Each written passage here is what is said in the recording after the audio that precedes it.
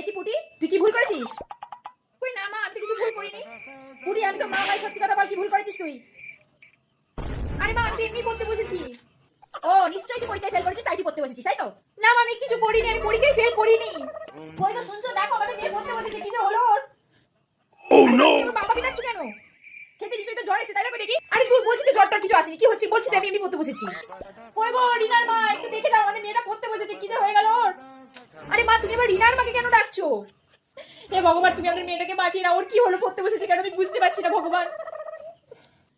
ও এবার বুঝতে পেরেছি, নিশ্চয়ই তুই আমার শখের কাঁচের গ্লাসটা ভেঙে পড়েছিস, তাই না পুটি? আরে না, আমি তোমার কাঁচের গ্লাস ভাঙিনি।